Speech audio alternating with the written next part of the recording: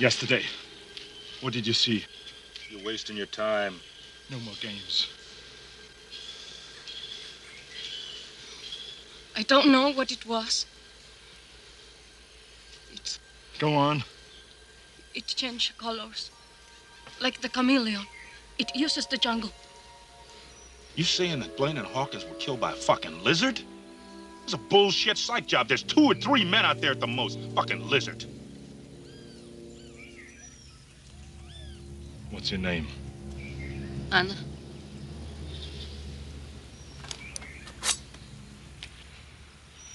Anna, this thing is hunting us. All of us. You know that. What the hell do you think you're doing? You're gonna need everyone. I'm taking her back. We're out of here in 5 minutes. You're not going yet. Look, the rendezvous is 10 to 12 miles away from here. You think the chopper's gonna wait? Dylan, we make a stand now. But there will be nobody left to go to the chopper. There is something else. When the big man was killed, you must have wanted it. Its blood was on the leaves. If it bleeds, we can kill it. It's Two Dads, One Movie. It's the podcast where two middle-aged dads sit around and shoot the shit about the movies of the 80s and 90s. Here are your hosts, Steve Paulo and Nick Brianna. Hello, everybody. Welcome to another episode of Two Dads, One Movie. I'm Steve. And I'm Nick. And today we are kicking off the month of January, the month of JanuArnie, with our first Arnold Schwarzenegger feature, 1987's Predator. Yes. Oh, I love this movie. This was my pick for us, and honestly, this is one of my favorite movies of all time. I don't even remember the first time I saw it. Probably high school, maybe like 14 years old. It would have been obviously several years after it came out, but just the combination of basically one of the coolest creature creations in like action sci-fi, certainly of the era. Yeah.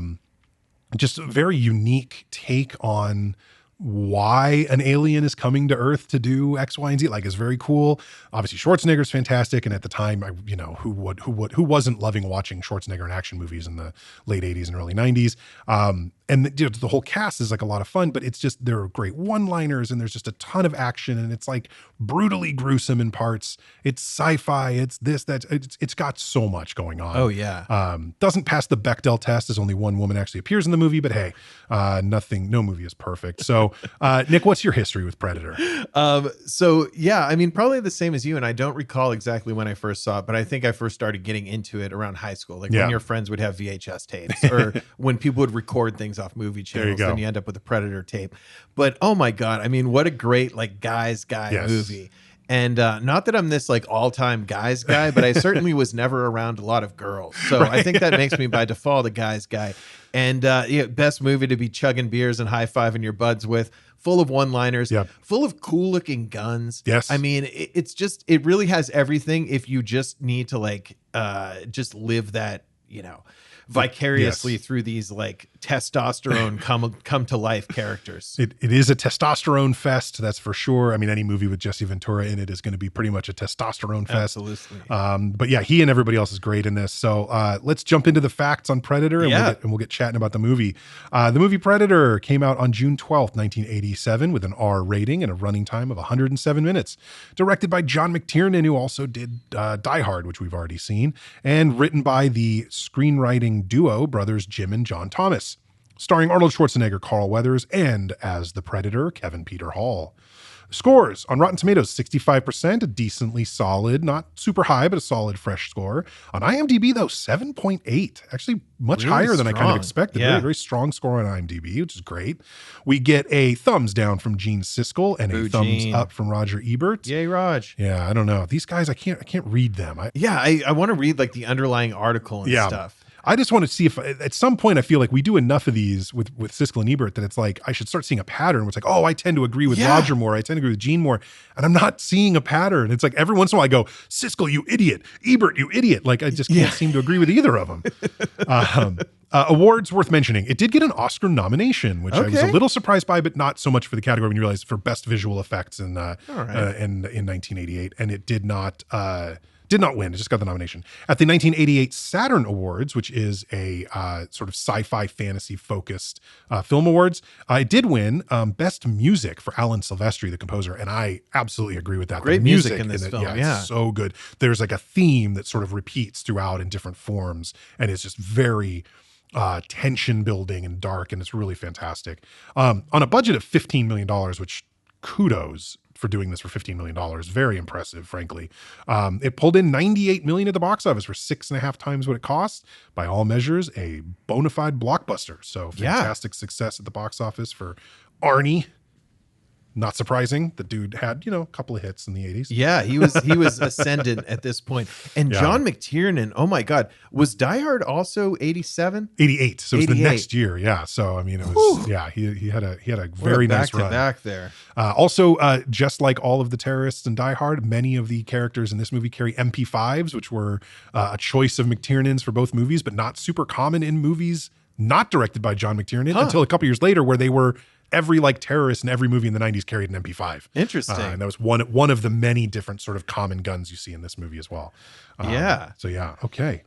Let's jump into Predator, man. Yeah, we're starting off. How are we kicking off in Predator universe? We're up in space. So you start off with the stars and space and a spaceship, a actually reasonably good looking special effects spaceship flies by, but we only see it momentarily because it sort of shoots out a little drop ship or some kind of essentially a landing pod that leaves the ship. The ship flies off out of screen, and that little landing pod is clearly headed straight for Earth. So it gives us the indication that, hey, there is an alien presence as part of this movie. That's obviously an important piece.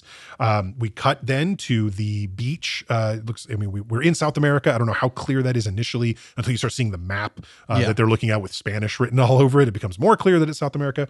But we have a helicopter flying up to a beach where there are already helicopter pads and different things, lots going on, and they land and there are a few people in there. So what we see on the beach already, there's a building, and we see a guy with it's clearly a general. He's got 2 stars on his uniform. So he's a general. He's looking at them arrive and sitting in the building, kind of reading a newspaper or something, reading something, is Carl Weathers. So that is our character, Dylan. We'll be introduced to him in a second. Coming out of the helicopter after it lands are a handful of Army soldiers. We are introduced to these guys. So there is Blaine, who is played by Jesse Ventura. There is Poncho, who is the kind of skinny guy without the glasses. Mm-hmm. Hawkins, the skinny guy with the glasses. Billy, who is a Native American character. Mac, who is the one African-American member of the squad. And then Dutch, played by Arnold Schwarzenegger, who we are later referred to as Major. That's his rank. I don't think we get a rank for everybody, but they're all, this group that works together basically on special missions. And when it shows, when we're first introduced to Schwarzenegger as Dutch, because all the other guys kind of get out of the helicopter first and he's left behind in there. And then, of course, he has to light up the cigar that Max Cady smokes in Problem Child in Cape Fear. This enormous 9-foot cigar. And oh my God, it makes me laugh so much, this tough guy stuff. Yeah. Are you a cigar guy? Have you ever been a cigar guy? I kind of briefly flirted with it in my mid-20s. In fact, my bachelor party, when I got married at 27, and my bachelor party included a stop. It was an A's game, lunch at Kel's out in the city, like an Irish place, and then a cigar bar. Okay. That was kind of what we did for my bachelor party. So we did that. And so there was a time when, I had an affinity for Macanudos for a little while, but it lasted about 2 or 3 years, and then I kind of just fell out of it. It's like an expense. Plus, you got to give the time to it. If you're actually going to sit there and spend the time. Yeah, that's the thing about it. So I never got into cigars, and whenever I see them, I wonder. When I was watching this, I wonder, why am I so averse to them? And I think it's just that I fundamentally don't like having to carry something around. Same thing with umbrellas. I never use umbrellas. I would rather get rained on forever. I hate just giving up a hand for no fucking reason. So when he has the cigar, I'm like, what do you do with that? You just have to he has nowhere to put it down. You can't tuck it behind your ear. Right. So yeah, I think he does eventually put it out and shove it into his pocket, because he pulls out a half smoked cigar later in the movie. Okay. So I think he must just. So he's got a spot for it. Push it out, clip the end, and you basically have the cigar's like new again, essentially. If you clip that's the end. true. So, yeah. But I do love that as just establishing like, oh, these are some men's men, These are some smoking badasses. cigars, having muscles. Big muscles, big cigars, the whole 9 yards. Oh, and also real quick, Schwarzenegger is Dutch. When he gets out of here, he is dressed like he works at Target. He is wearing a red polo shirt and khaki pants, which is cool as hell. Yeah. So they jump out and they get into a series of Jeeps, 2 or 3 Jeeps, to be driven 100 yards down the beach. It's really not very far, but they can't walk because it would be wet and sandy. And that would, you don't want to get your boots dirty yet. They can't get their boots dirty. And also like maybe it gets in the boots and it gets all irritated. Ew, like these guys don't like that. Yeah. So they get driven safely down the beach, 100 yards to meet the general. Dutch walks in. The guy's kind of away from him. He walks into this hut and starts talking to the general and, oh, it's good to see you, Dutch, and all this stuff. And that's when Dutch notices Dylan, Carl Weathers' character, and he's like, Dylan! And he runs over. And this is one of the things I realized we're going to need this as a tag on the website. Yep. This movie contains a meme because we've seen it with like the Naked Gun, Starship Troopers, and now this, because the Dylan and Dutch handshake. Oh my God. The sort of arm wrestling pose handshake has become like an animated GIF in every Slack workspace in my job that I've been at in years. 100%. And it hits every time the Dylan, you son of a bitch. And you get the clap of the hands. I mean, it's so funny. Yeah. This movie is chock full of bicep porn. Yes. If you're a bicep fetish person, I think this is probably where you want to be existing, because this is chock full of it. Yeah, but absolutely. oh my God, such a funny way to kick it off. Yeah. And also the way that Dylan, is explaining, he's like, oh, why do you have us doing this here? And he's like, some son of a bitch accused you of being the best. Like the different ways that they approach telling somebody because you're the best, I think is so good. It's the standard sort of, I mean, frankly, we've, I think, rightly come to recognize this as a bit of a toxic sort of natural behavior, toxic masculinity thing. But back then it was bravado, right? It was all just about machismo and bravado and like, well, I could tell you you're awesome, but I'm not going to tell you. That make me a pussy, like, or whatever, So so there's a little back and forth. Basically what they find out is like, a chopper went into the jungle, went down on the wrong side of the border. The general tells Dutch, hey, Dylan says that it contained a cabinet minister from whatever country they're in. I think the idea here is that they never say any of these country names, so it's hard to be specific. Right. But essentially they're in South America, inside the borders of a country that is friendly to the United States, and that across the border is either a country totally run by like cartels, or there's like some kind of a coup going on, and there's like guerrilla fighters, or there's something that's bad for the US and bad for the country that they're in. So I don't know enough about mid-80s South American geopolitics to like guess, but that seems to be what it is. So the idea is like, oh, this chopper got on the wrong side, the airspace of the wrong side of the border, must have got shot down. Now you need to go in and rescue them. And that's what Dutch says. Like, Dylan asks him something about like, hey, why didn't you do Libya? Why'd you pass on Libya? And he's like, it's not the kind of work we do. We're a rescue team. We're not assassins. Yeah. And so he's like, that's what they do. They do rescue. So he's like, all right, that's what we're here for. That's why they have so many rescue guns on their helicopter. Yes. Rescue M16s. They rescue so many people. I love the Blaine's rescue minigun. It's like the Jaws of life, except the opposite. So they agree to, do the job that they're here to do. And the next thing we see are choppers flying towards the jungle. And what a scene this is, man, with the music playing. So the thing in all the 80s movies is, you got the 50s music, the 60s music playing, and they're all getting down. And we got Jesse the Mind Ventura handing chewing tobacco, offering it to everybody, a la John Candy offering a clarinet in the back of the U-Haul truck. And just a great scene of just dudes being dudes, like trying to tell you as much about each individual's personality without them having almost any lines in a lot of cases. And it's just so effective. And this gets me fired up for what's about to happen. And I will say Blaine has a couple of good lines and some really bad ones. He uses a slur that I'm glad has kind of fallen out of favor. So I won't repeat that line. Tyrannosaurus, it fell out of favor 65 million years ago. There you go. No, but he does say, all these people aren't taking his chew, and he goes, this stuff will turn you into a sexual Tyrannosaurus like me. I just love that shit, man. That's fucking classic. Anyway, so they're flying. Notoriously, you want to have really short arms sexually. That's the move. Sexual Tyrannosaurus. I'm not even sure. Is it a mantis eating the head of your partner thing? I'm not even sure what we're going with there with that, but that's okay. It's okay. It's vague. It's vaguely powerful. Cool. It sounds vaguely powerful. Right? Like, It sounds like a prompt someone would put into AI. Like somebody put sexual Tyrannosaurus. God, don't do that. No, don't do that. Don't waste your time with that. That's bad. But God, so he's established himself though as like he's kind of the the bust your balls. Yes. Out of a crew that's already like that, he's the most like, masculine out of all of them. One of the other things that happens on the chopper, we should mention, maybe. Yeah, right, exactly, is Hawkins, he's the one guy with like big eyeglasses. He leans over to Billy, who's Native American, and clearly they talk about him being sort of like the best tracker, of their group, whatever. And he leans up to Billy and tells him a joke, and he says, Billy, I told my girlfriend I'd like a little pussy, and she says, oh yeah, so would I. Mine's as big as a house.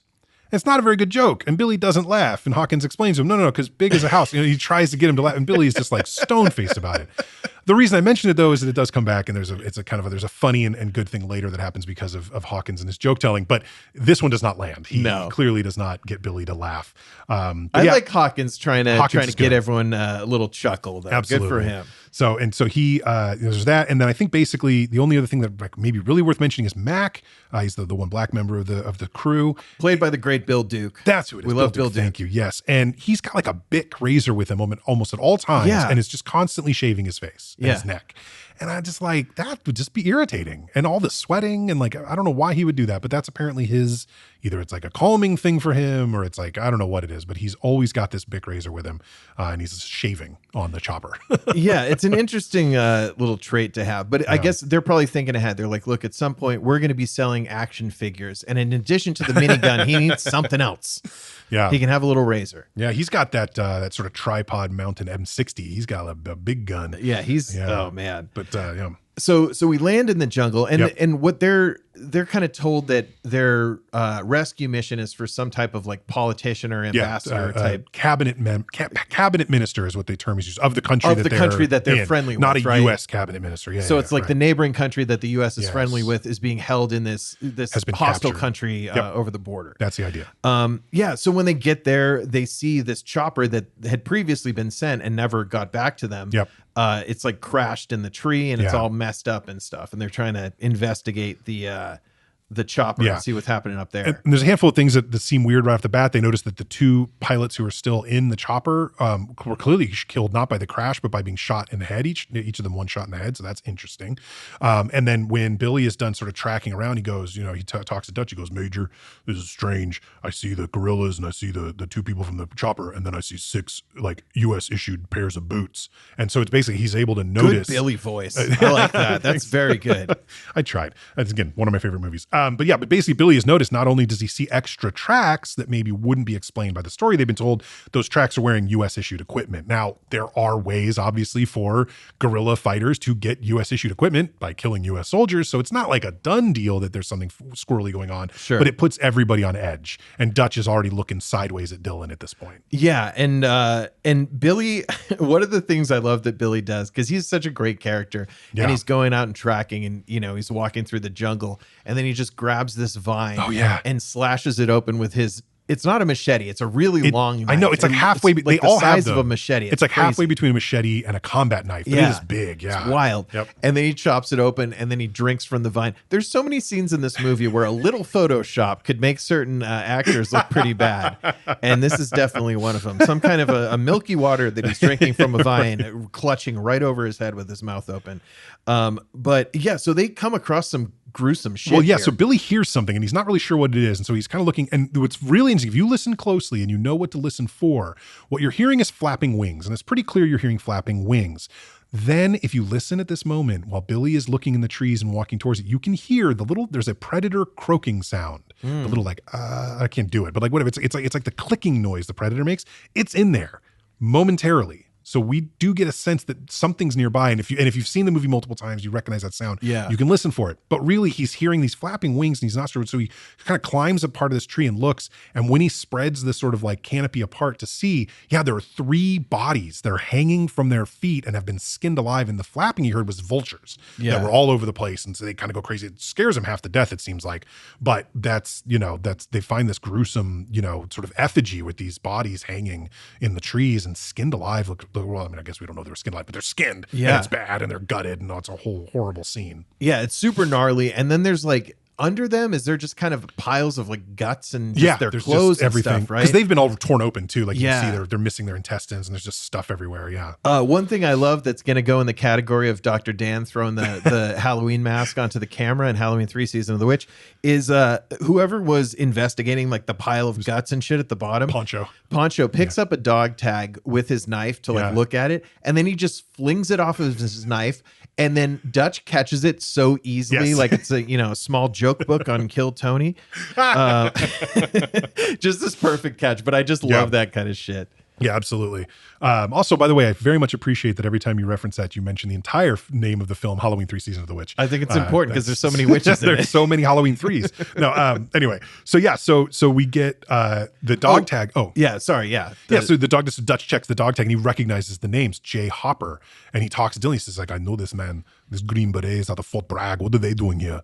And so Dylan's kind of like, oh, I don't know. He's still playing dumb, but it's clear that Dutch is suspicious of Dylan. Yeah. He doesn't think that this is all on the up and up. He doesn't think he can trust Dylan, but he doesn't know yet for sure what's going on. But it's not looking good. There's pieces that aren't lining up here. Yeah. And in another way, Dutch is also pissed because this is apparently someone that he served with. This is someone he knew, in his throughout his time in the army. And so he's like, fuck, this guy that I knew, like, who's a great soldier, like he's dead. Yeah. These are his dog tags. Like, shit, that sucks. And also he got sent on this mission where they probably lied to him too. Like they lied to us. Like, Exactly. what the hell's going on here? They believe guerrillas did this, right? Like some soldiers nearby. Like we go get him. So Blaine pulls out who he calls Old Painless, which is the minigun. It's a big freaking belt loaded, the rotary, whatever the hell it's called. I don't know. It's crazy huge. Really cool looking gun. So he's ready, payback time. He's ready not to portable. Go. No, not easy to carry, but he'll do it. And then this is also where we get the very first Predator vision moments. We now we're going to see this a lot through the movie. It's clearly when we are seeing the scene from the Predator's viewpoint, we see it in his like thermo, sort of IR infrared vision, right? So it really is just seeing heat. So it's a lot of like cold sort of jungle, right? Which doesn't seem like it would be that cold, but whatever, like things that are not themselves emanating. It's not going to have like human body. Yeah, exactly. Levels. And then the humans walking around. So the Predator is stalking them. This effect, I mean, is so good. Yes. Like it's not visually impressive, but the way that they layer the different sounds and they give it such atmosphere that you're just like, oh, this is completely believable. It doesn't look 40 years old. And that's the thing is I feel like the way they did it, it'll never look dated. Yeah. It's because it's meant to be. What we're seeing is that, and we get this a little bit, we'll talk when we get to the point where the Predator does take its helmet off near the end of the movie. Yes. Where the vision shifts. It's kind of like this is a species with just terrible vision. So they've invented this technology where it's like, well, we can't make ourselves see better, but we can make ourselves recognize these heat signatures, and that helps us hunt. I mean, that seems like sort of the technology, the purpose behind the technology in their world, right? This species world. And so it's really interesting and deliberately looks bad. And by having it deliberately, quote, look bad, it never actually looks bad. It always just kind of looks like the way it is. And it never dates itself. It's not like Last Starfighter with the computer generated real space base or whatever the fuck it was, right? So it's fantastic. So as they're walking through the jungle, they're continuing towards, they know they need to head towards this like guerrilla camp to find this cabinet minister. They're still on the same path. As they're going, there's a great little moment where Dylan slips, and like kind of slides down this hill, makes a ton of noise, a lot of leaves crinkling, whatever. And I love that Mac comes and gets him, and he goes, "You give our position away again, I'll bleed you real quiet, leave you here." God, I love that guy. He's so good. Bill Duke is really, really incredible, and I love the friction between him and Dylan here. Absolutely. And they're doing really some good sneaking here. I love the sneaking happening. Dutch looks into the village with his binoculars, and like the second thing he looks at is a guy getting executed. Clearly an American, somebody speaking plain English, whatever, and just getting shot in the head. And he's just like, all right. And he does a cool like crawl down a hill, which looks really fun. Yeah, little belly crawl. And then this thing, so they're at the edge of this encampment, right? Yeah. And it's very loud because they have a generator running, which is just, an 18-wheeler with the back tires taken off. It's just a pickup truck. It's not even an 18-wheeler. It's just like a pickup truck, I think. Oh, I thought it was, okay. It's not that big. Anyway, this truck with the back tires taken off, and it just has the rims there that are hooked to a belt, and like that's their generator, is the engine of this vehicle or whatever. Yep. And what Dutch does to create a distraction, which is so fucking cool, is he comes in and slickly cuts the belt there. Right. And then he lifts this truck just to show how strong he is. He's not a normal guy. He's a strong guy. He's Arnold Schwarzenegger. And he places the truck down with front tires and back rims. And it just sets like perfectly off towards the most concentrated group of the bad guys. Where he's also put like some like bag in the back of the truck bed that's clearly a bomb that he like sets on, you know, with a little switch before he goes. And yeah, sure enough. So we get some chaos here. Mad chaos. Bomb explodes, killing a bunch of guys. But that was also then the signal for everybody else in the crew to start shooting and killing people, whatever. And we get an attack, and we get like a full, this is like a 3 or 4 minute, at least 5-minute attack on this camp. Oh my It takes God. a long time, but there's a lot that goes on. There's a lot of death. And I was trying to keep track of the number of killed on screen during this, and I lost track, but I looked it up. Somebody has done the homework, thankfully. 72 on-screen deaths during this sequence of just here. Which is like, does that include the hostage that gets shot at the beginning? It might count him. But man, is this fun. And this is just classic Arnie. And again, you've got Blaine, Jesse Ventura with the minigun just mowing shit down and all these different kinds of weapons. And it's just guys flying all over the place. And just like we talked about when there was a minigun in Terminator 2, when Schwarzenegger uses it in the office building at Cyberdyne, the sound it makes, that whirring high pitch, so it is so good. And it does it here too. And it's just a very like unique sound that only that kind of weapon makes. And yeah, most of the guys are like, Dutch has got like a M16 with a grenade launcher. Poncho's actually got this like, it's like a drum magazine grenade launcher where he can probably carry like 40 grenades at a time. And he's just launching them into people. A couple of fun things that happen during this is going inside one of the buildings. Somebody tries to sneak up on Dutch instead of just shooting him like you do in a movie when you're an idiot henchman. He turns around, throws his machete knife thing, which is huge, right? And I swear to God, just like in The Rock, I'm pretty sure it goes like that little noise, that little Looney Tunes wiggle noise.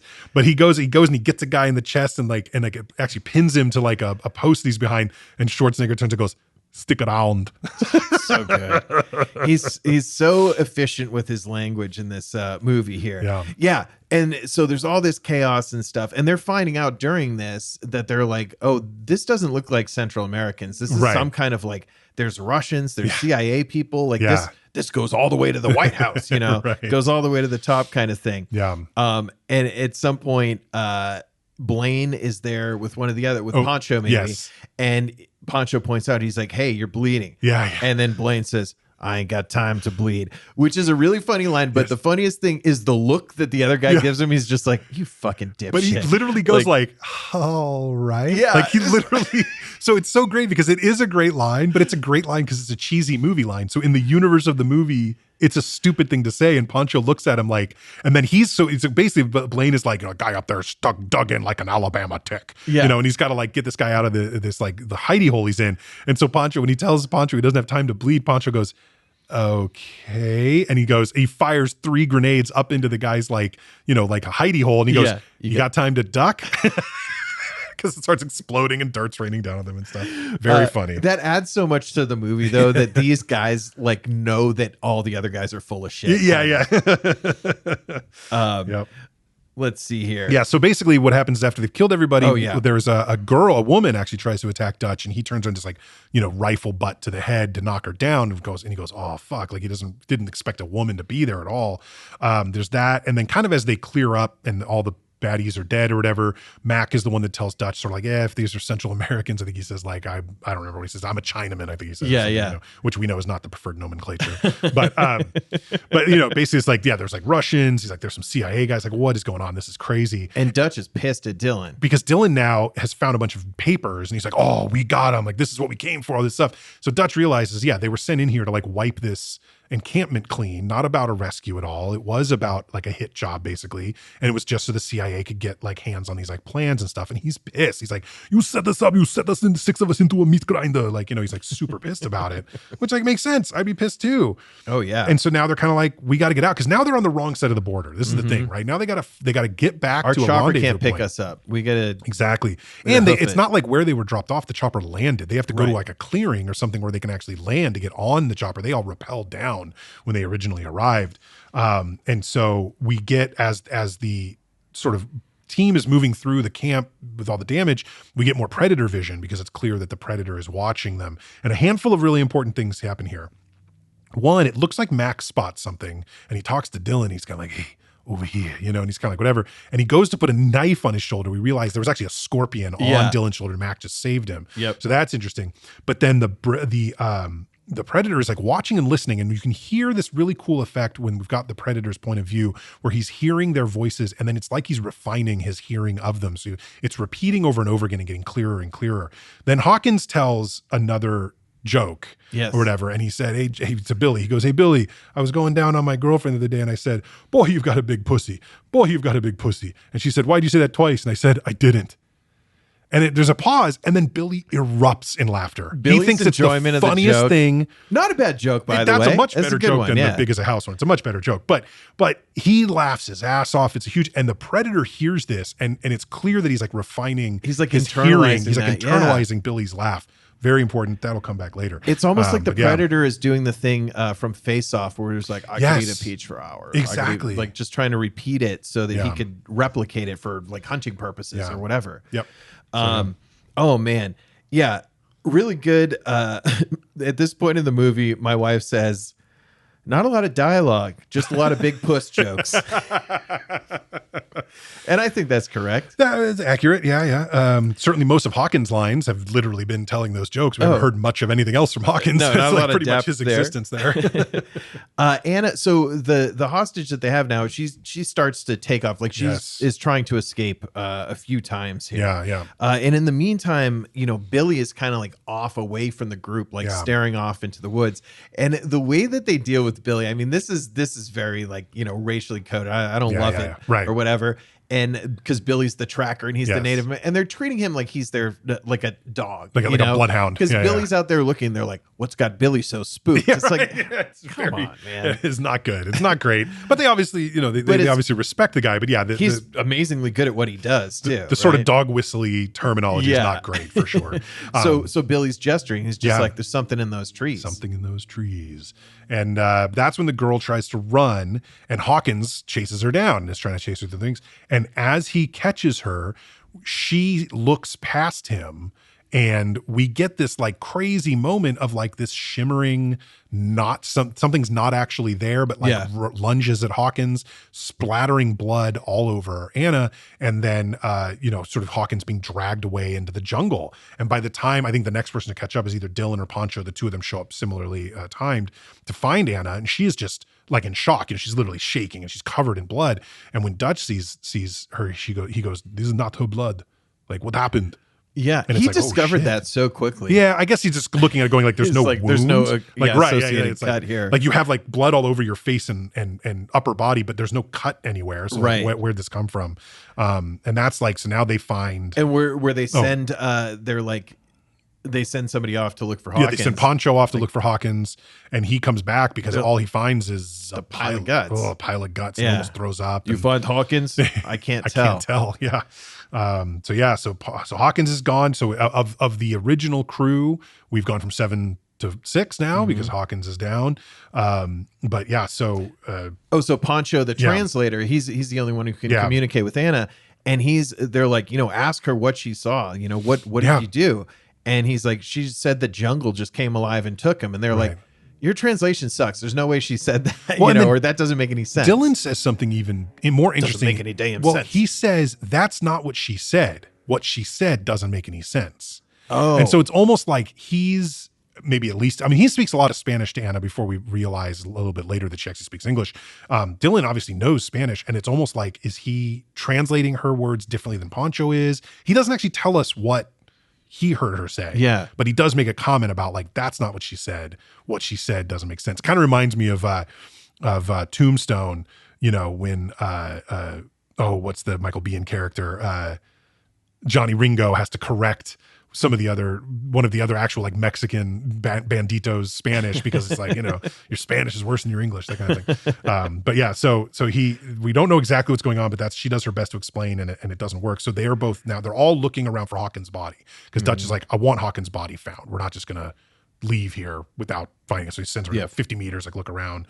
And as Blaine is kind of looking through the the jungle looking for what, he somebody he can shoot or whatever. He turns around and he hears a sound. He turns around and a like laser rocket thing that we later learn is from the Predator's shoulder cannon. Yeah. Blows through his chest and just absolutely explodes his chest. And that thing is crazy. Way. Like it's just crazy. Turns him into a donut. It's absolutely wild. Really brutal. And when they go and see Blaine's body, I mean, his rib cage is like, it looks like, and there's a lot of things in this movie that are very similar to John Carpenter's The Thing. Okay. And I think the effect of his like ribs coming up looks so much like some of the scenes in that where the thing bursts up. But I mean, like the alien crash landing on the earth and this crew of guys who are in this isolated situation that they're kind of fucked, even if this thing wasn't there. All this. Good points, man. I mean, like the effects in it, I think, were pretty cool. Yeah. Jesse Ventura, I mean, very, very entertaining in this movie. And it's sad to see him go, but I think he served his purpose. He gave us sexual Tyrannosaurus. There you go, Tyrannosaurus. So then Mac, his best friend, comes and sees the Predator kind of moving away from Blaine's body. He's cloaked still, but like there's movement. So he picks up the minigun and just starts shooting after him. And we see that actually he does like nick the Predator somehow because he bleeds and he leaves this like glowing green blood on a leaf. But none of the crew see it, only Anna sees it. And for whatever reason, she kind of like touches it with her fingers, which to me, it looks like acid. I don't know why anyone would touch it. Yeah. And then like rubs it on her pants to like keep some of it or something. I don't know. But she does sort of like see this and see, but nobody else sees that he bleeds. And this is great that everyone comes up and they see like, this is what you do when you're in one of those crews. You see your buddy minigunning down an entire jungle, just stand next to him and fire whatever you have. And there's a great sequence of them just unloading their shit. Yeah, absolutely doing massively in, very inefficient landscaping all through the jungle.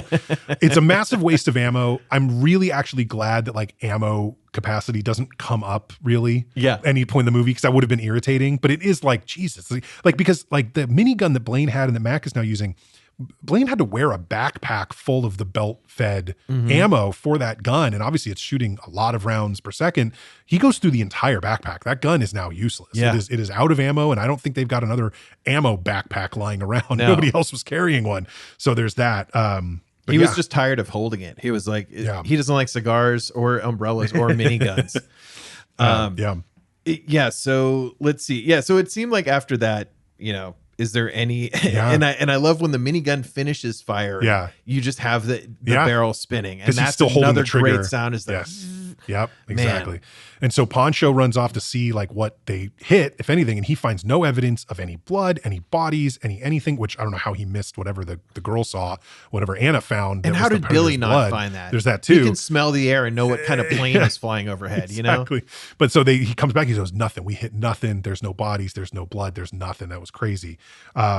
We then cut to another scene where we're up in the treetops and the Predator turns off his little cloaking device so that we actually get our first good look at the actual Predator costume, which is unbelievably cool. Really great. Just incredible look. And he's got he's got a medic kit. He's got like a first aid kit, and he was clipped in the leg. It looks like, I think like in the thigh by one of the rounds of Mac's, minigun fest. And he's got several different things that are like basically sewing it up and shooting himself with probably some kind of antibiotic or something. I don't know, whatever. It's a very complicated, it's a very like complete first aid kit. It's like a Batman utility belt level of stuff that he has. It's really cool. One thing that was cracking me up watching that scene, because it's showing the Predator's hands kind of repairing itself and dealing with these tools and stuff. In the actual production, it wasn't the guy in the full suit. So I like the idea of just an actor wearing like Predator like sleeves doing for that shot. Yeah. So there's a little bit later as they're trying to figure out what the hell's going on, like, because nobody saw anything, and it's like, well, now Blaine's dead. They then somebody, I think Poncho, says to Billy, like, what do you think, Billy? And Billy goes, I'm scared. It's like, oh, bullshit, Billy, you're not scared of any man. And he goes, there's something out there waiting for us, and it ain't no man. We're all gonna die. And it's like, Billy's fucking Billy right. is correct. They're basically gonna all die. So when Blaine, Blaine and Mac was Blaine's buddy, and Mac went to kind of say goodbye to Blaine and like cover his body up and stuff. And it was this whole like emotional thing, but it just ends with goodbye, bro. That's as emotionally vulnerable as we're allowed to get in this which is film, fine. Which is all right. That's where we need to be. We'll live with it. But they basically set up sort of a defensive position, and they like put a bunch of flares around and a bunch of like tripwires for bombs. Or the idea is that they will either attack or be alerted to anything getting near them. Yep. And then night falls, and so now Mac is apparently on watch. We see a few people asleep, like Billy and Dutch are both sleeping, and Mac is like sort of watching out. And there is a bunch of rustling suddenly in the trees or whatever, in the bushes nearby, and Mac is attacked and makes a ton of noise and is like firing his gun a couple times, whatever, and everybody else wakes up and it's coming. They got flashlights, whatever, and it turns out Mac was attacked by the biggest goddamn wild boar I've ever seen in my life. That thing was huge, looked like a rodent of unusual size from the fire swamp. But holy shit, that is exactly what it looked like. And when Mac was out, it appeared he was definitely drunk. Yeah. He was probably the wettest I've ever seen, and we just watched Rocky IV. Yeah, sweating in this movie. At this point, he's not shaving his face; he's squeegeeing his face with the disposable razor. Anyway, gross. So he does that. They all get a good chuckle, and then they find out like Blaine's body is gone. Yeah, and nothing else. And they had booby trapped this entire perimeter. And they know that some of the like flares things went off because the boar set them off, and they can kind of. I think Poncho mentions like, "Hey, the boar came in here." But where else did anything? Like, how did anybody else get in here? Like, where'd the body go? To get in and then to get the body out? Like, what's going on? And then this is when Anna starts speaking English, and it talks about how, she found the blood of the thing or whatever on a leaf the last time you guys all shot at it. And this is one of Arnold's then best lines in the movie. Goes, "If it bleeds, we can kill it." Just like, yeah, that's true. Anna starts speaking English because somebody grabs her shoulders and shakes her and says, "What did you see?" So this is a lesson for anybody out there. If you ask somebody a question, they don't seem to speak your language, just ask it louder in your own language. They'll get you at some point. That definitely helps for sure. Yeah. But they decide, if it bleeds and we can kill it, then let's we're not going to leave here without killing this thing. Yeah. And this is also, I think, when they realize because they didn't trip the wires that it's been getting to them through the trees. Right. And so Dutch just they start setting traps. And we get a good montage here. Yeah, a lot of good trap setting. Again, for the bicep fans out there, they're just like, look, we cast all these buff guys in the movies. We're going to show off, and they're pulling ropes. And there's certain scenes where he's just like, made a Bowflex machine out of bamboo for some reason. Like, I don't understand, but it's really, really fun. I also love Dylan's not helping them very much at one point, and Dutch is like, maybe you should help. You should get over here and help us, kind of thing. Yeah. And in order to help them pull the rope, he has to take his shirt off. Yeah. Right. So it's like not good enough that his arms are bare. He has to actually fully take his shirt off in order to strain properly. Oh, for sure. To get the rope to pull. Yeah. You got to get that Carl Weathers torso out there. So they have all these traps set and it's really good. Yeah. At this point, Mac squeegeeing his face still, and he presses so hard with the razor that it breaks, which it's shows so like unsettling. He's nervous. Yeah. And just thinking of that as a beard guy, it's like, I don't fuck with getting anything that close to my face that's that sharp. I need a layer of hair, Anna says in her conversation, she's like, we've kind of know about this thing, and what we call it is the demon who makes trophies of men. Yes. Ooh, that is dark. That's really... She says it in Spanish and it sounded better. I don't remember now exactly, but obviously something about Diablo, something hombres. Like, it sounds really good when she says it. But she mentions it like only happens the summers when it's really hot. That happened when she was a little girl. All the ladies of the old women of the village were like, trying to say prayers and like whatever, but their men would start disappearing. And then when they would find them, they'd be skinned or worse, she said, right? And that this summer, it's this year it gets very hot, right? So it's reiterating one of the reasons all these people are sweating so damn bad is it is an unseasonably hot summer in the Amazon, right? Yeah. So, and that's what they have found in the past. Apparently, this is not the first time that this or another member of this predator species has come here to do this hunting in the jungle. Apparently, it is. It's like going on safari for them. It's like a vacation spot. So, right. They are big game hunting out here. Really creepy. So they set up a pretty crazy trap that is meant to be like one of those like a net. Trap like in Return of the Jedi that'll just capture you and pull you up into the tree. Pulls you up in a net. The whole sling thing. Where Arnie says like he's going to be the bait. Yeah, in the he trap. walks out. Yep, and Dylan's like, "What are you going to try next? Cheese?" Yeah, right. But sure enough, the predator comes cloaked and springs the trap and gets caught up in it, but then is immediately shooting wildly with its like shoulder rocket cannon thing and ends up breaking out of the net fairly easily and escapes. But Dylan spots it and Dylan starts chasing it down. Unfortunately, also part of the trap was like this log sort of, again, very, very Return of the Jedi, very the Ewoks fighting the Empire, but like a log swinging down from the tree to like hit the center of the trap. And unfortunately, Poncho was standing there and catches it straight in the chest. Right in the chest, dude. Like the world's thickest Home Alone paint can. Yeah. Right to the sternum. Yeah. So no good for Poncho. Yeah. And so Mac actually spots the predator and he chases after it. Dylan follows after Mac. And then Dylan is stopped by Mac. He whispers, and it's a really great moment because this is one of the things I want to bring up. One of the things we know the predator has heard said is, "Hey, come here," that kind of thing, right from Mac. So we hear that, and I know I even haven't seen this movie. I always think to myself, wait a minute, is that the predator saying that, or is that actually Mac? Oh, that's right. This time it's Mac. Yeah. And sure enough, it's Mac getting Dylan to come over because he is like hidden underneath a branch log thing, and he says, "Look out there, just beyond those trees." And it's like, and sure enough, we can see the sort of cloaked, but that shimmering look, right, that the predator has when it's up in the trees. And so they've spotted him. And so Mac and Dylan think, man, this is their chance. They're gonna get him. So Dylan says, like, you go this way, I'm gonna go down there, and we're gonna come at him, two sides. We're gonna get this guy. We're gonna kill him. And Mac, I love this whole thing where Mac is moving, sneaking here, sneaking super like real quietly. He's underneath the brush. He's underneath logs.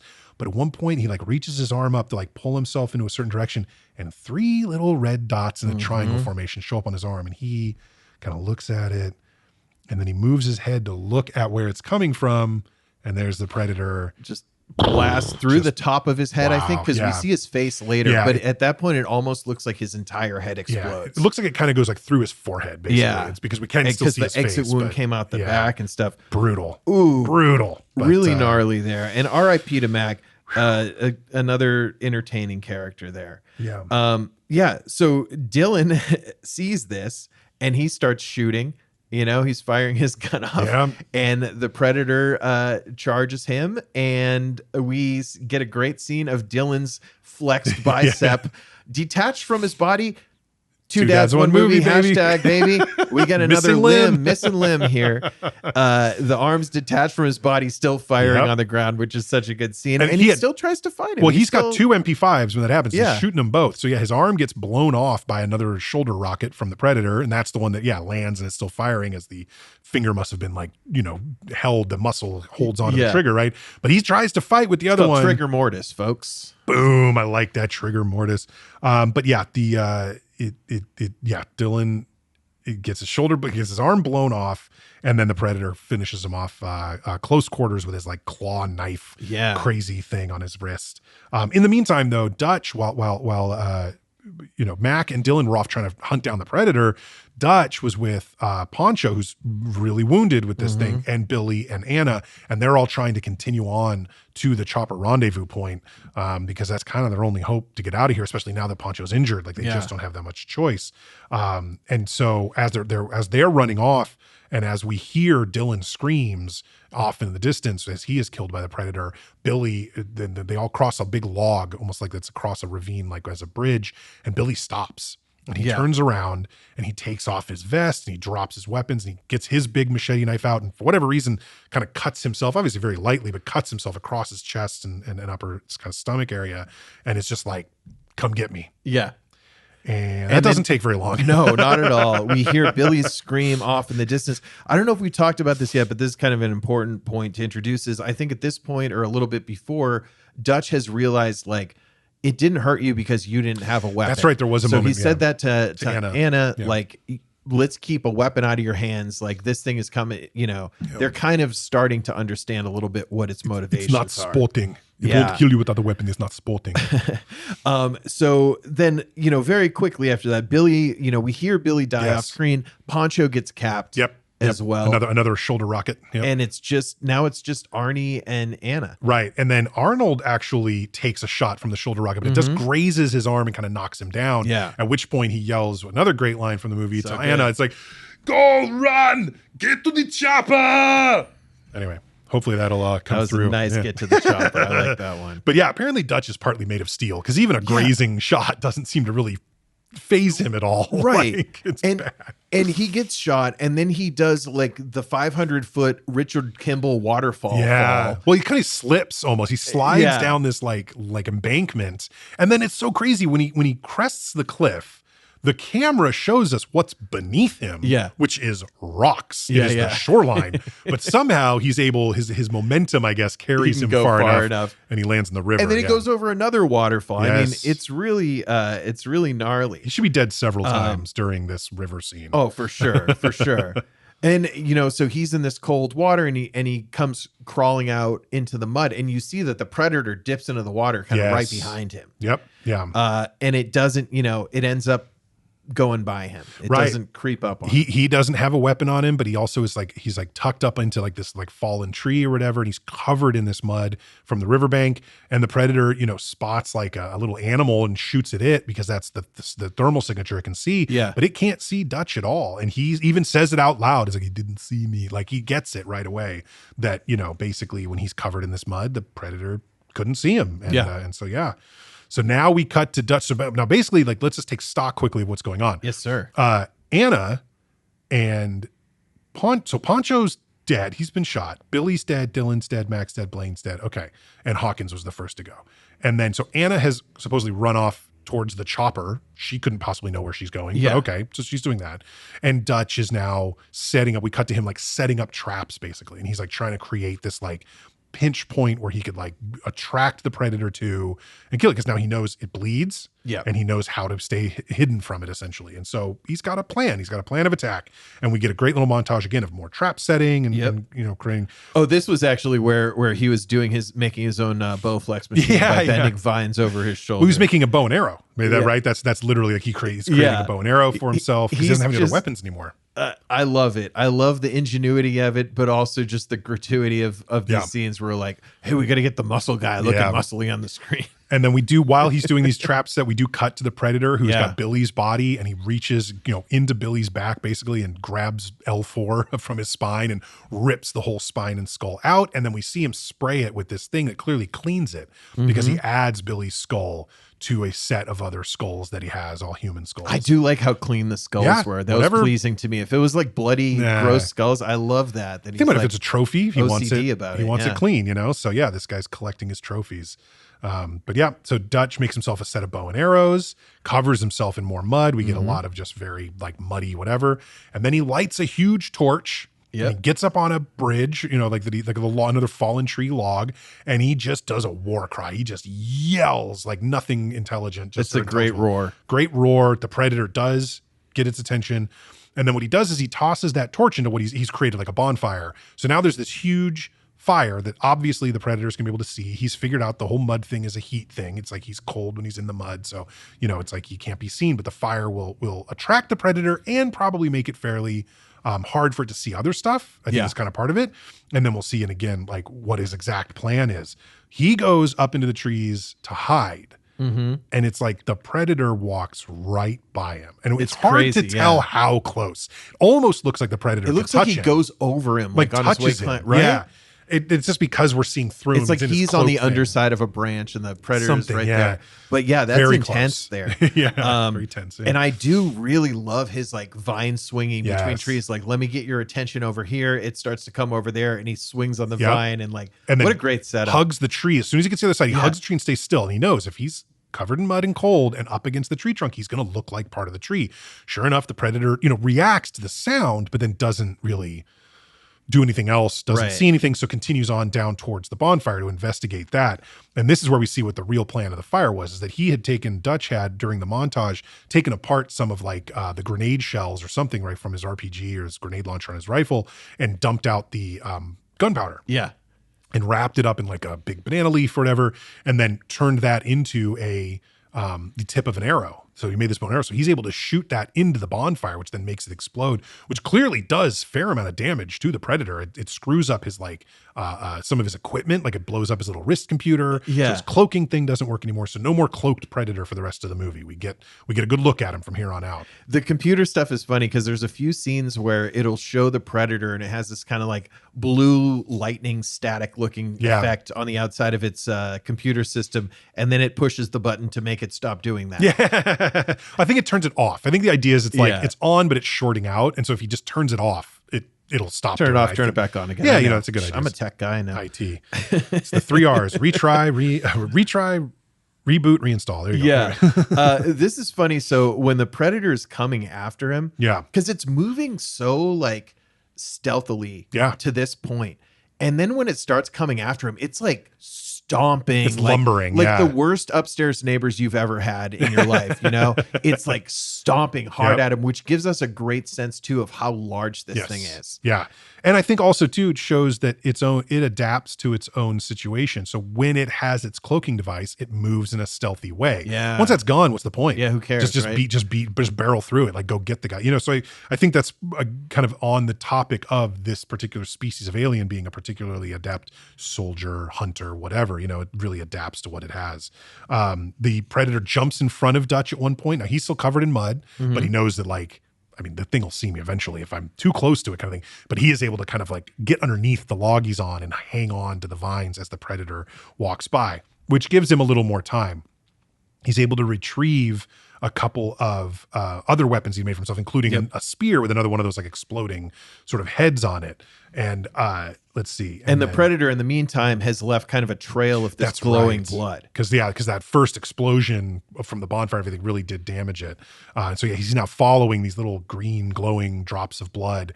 And he gets kind of under, I don't know if it's like a cave or like underneath like the roots of a tree or something, but he's like in this little underground kind of part.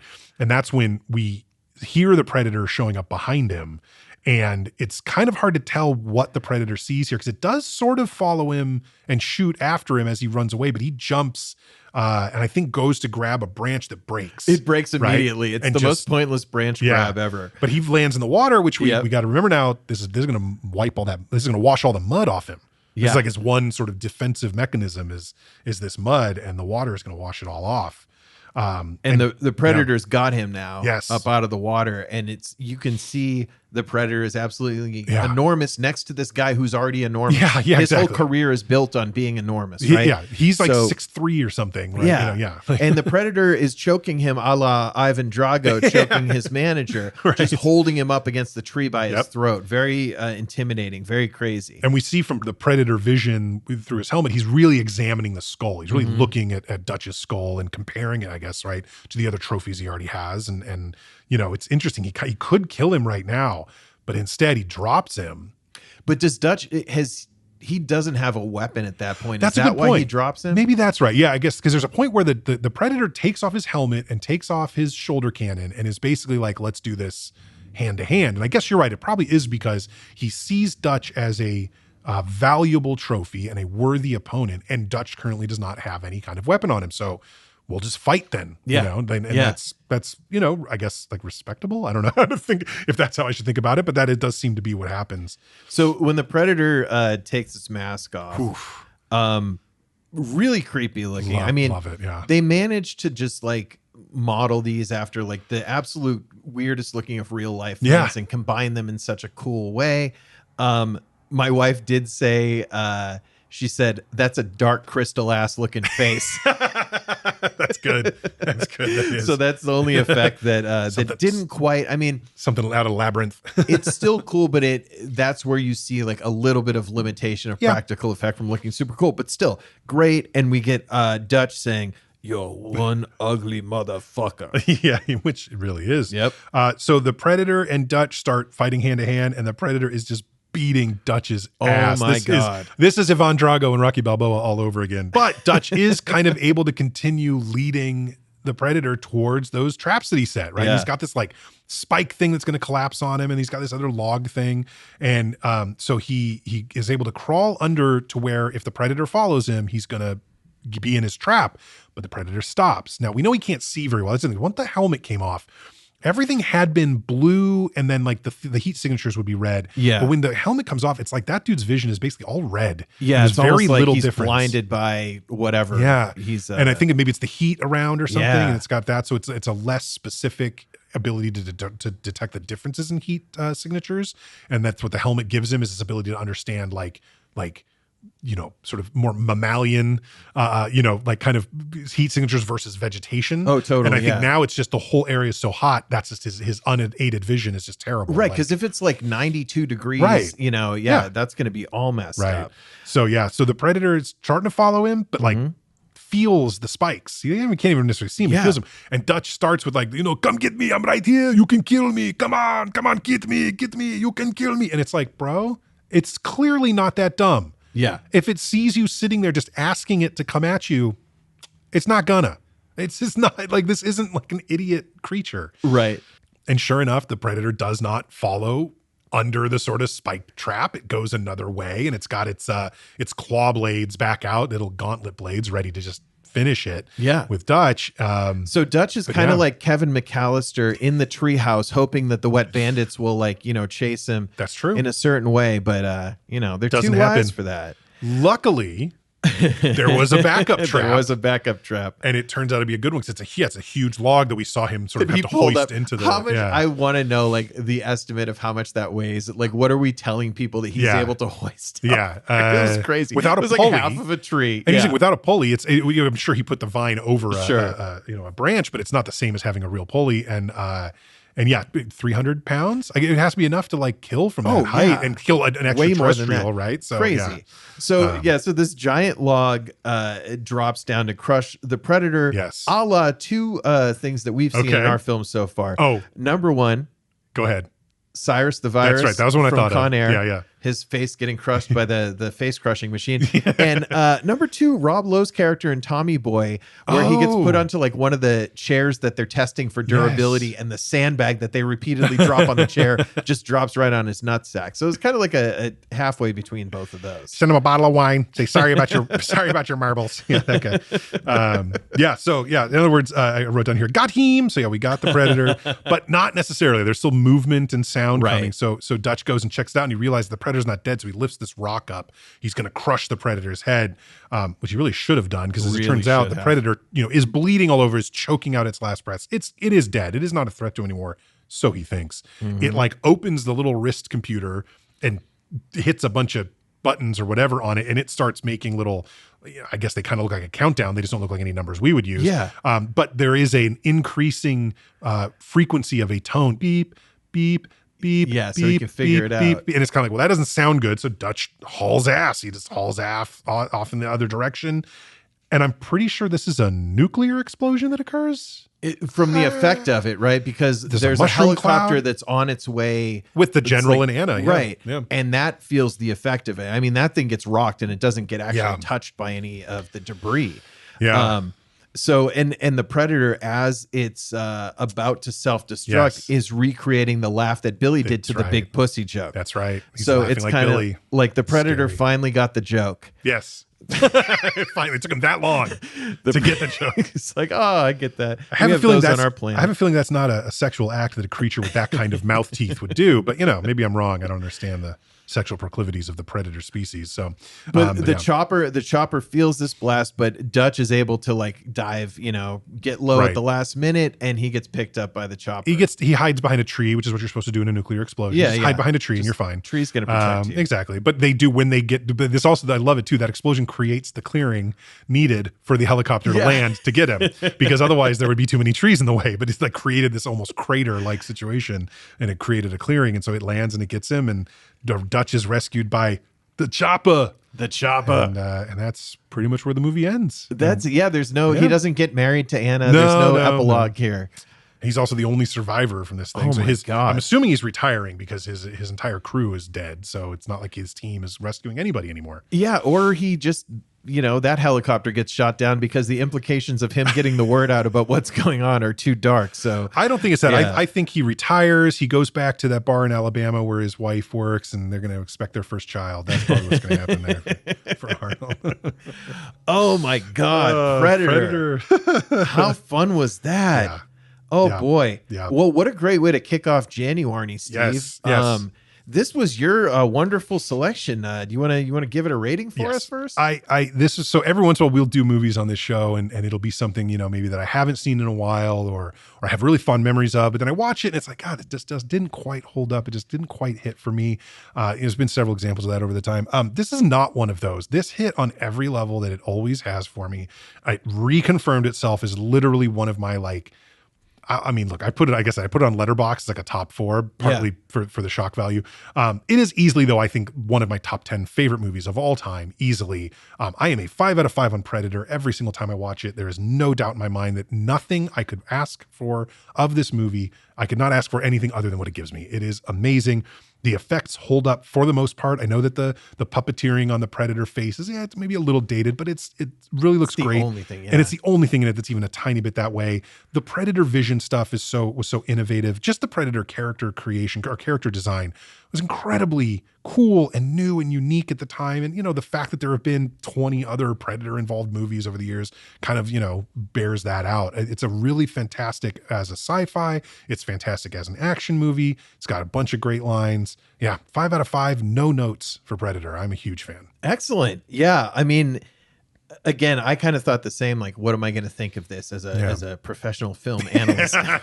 No, but like, it is just like, it delivers everything that you would want from it. It's perfect, kind of like mindless Arnie action. You don't have to read too much into any of it. The guns look cool. The guys are cool. They're saying cool stuff. Yep. I think that, I mean, I did, this was an interesting fact, is the 2 interesting facts. Mm-hmm. Number 1, if you went back in time to 1987 to this movie in the theater, the movie ends, you stand up and you say, this movie stars 2 future governors of U.S. states, and then just poofed back into the present. That would be a weird ass experience for people, right? Yes. I did know that the actor who was in the Predator suit was actually also in the movie Harry and the Hendersons. Oh, he was John Harry? Lithgow. Oh, no, it was Harry though. It was like the Nice, the Sasquatch yes. and Harry and the Hendersons. So Kevin Peter Hall, big guy. You definitely got to make a movie that your kids are allowed to see. So I understand why he did that. But yeah, man, this movie is so much fun, and I think it's one that gets like any guy of our like cohort really fired up if you just start talking about it. The Predator vision is something that's carried forward. You can just mention Predator vision. Right. Like, I don't even call it night vision. No, that's thermal vision, whatever. No, like the Predator sees. That's what it is. It's super fun and really not a lot to pick apart about this one. I'm going to give this one a 4.5 out of 5. This is so much fun. Nice. I recommend everyone see it if they haven't. I know now we're getting to the point that these movies are so old, they're kind of falling out with new generations. For sure. Like I was talking to a friend of mine who's like 30, and the action movies to them are like Fast and Furious, Marvel, John Wick and stuff, which is a good, I mean, in its right, its own generation of action movies. But I really do recommend that people go back and check these out because there's something about them that makes them like so endearing and just such a blast to watch. There's something about the 80s and 90s action movies that just isn't duplicated in the 2000s and 2010s. And as good as the Fast and Furious, at least some of the Fast and Furious movies are, as good as all the John Wick movies are, whatever. And I was always a huge fan of the MCU. It's just very different. It really does feel like action movies have been taken over by comic book movies, right? In the more recent decades. And so, it really is a special breed to go back and watch a movie like Predator. And I think a 9.5 out of 10 is perfect. I love that score from us. Like I said, I knew I was going to be a 5 out of 5 on this coming in. It's just the way I am with Predator. It is just one of my favorite movies of all time. So, all right, that was the first movie of JanuArnie. And Nick, you get to tell us what is the next little trip down memory lane we get to take with the former governor of California. Yeah. Gray Davis was in the 1982. I'm so glad that we're doing this. Like, this is the whole... I'm so psyched about this. I love Arnie. I love talking Arnie. So and there's not a lot of variation in what I want to do with Arnie and what I want from him. Sure. So we're going to go a couple years later, and we're going to go many years into the future. And we're going to go to 1990, and we're potentially going to get our ass to Mars. We're going to see Arnie. We're going to see Sharon Stone. We're going to see some Paul Verhoeven. We're going to see some Michael Ironsides. We might see a limb disappear in this one, folks. And we are going to watch 1990s classic Total Recall. Perfect. I love Total Recall. We've talked about Paul Verhoeven before, and this is one of the many Verhoeven films I hope we do get to at some point. I think next in priority list for me might be RoboCop, but Total Recall is fantastic.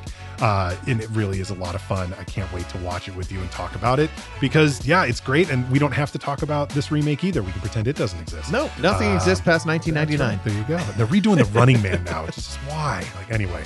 All right. So, next week, Total Recall. Be there. Second week of JanuArnie. It's going to be great. That's a wrap. So if you like what you hear, and we hope you do, please consider heading over to Apple or Spotify and leaving us a 5-star review. It really helps new folks find the show. Be sure to check out our website at 2dads1movie.com. That's the number 2 and the number 1. There you can contact us directly, find out all kinds of info about our episodes and the films we discuss, search through transcripts of the show, and much more. We'd also love it if you followed us on Instagram at 2dads1movie. Once again, this has been Predator, another episode of 2 Dads, 1 Movie. I'm Steve. And I'm Nick. Thank you so much for listening, and we'll catch you next week. Thanks, everyone.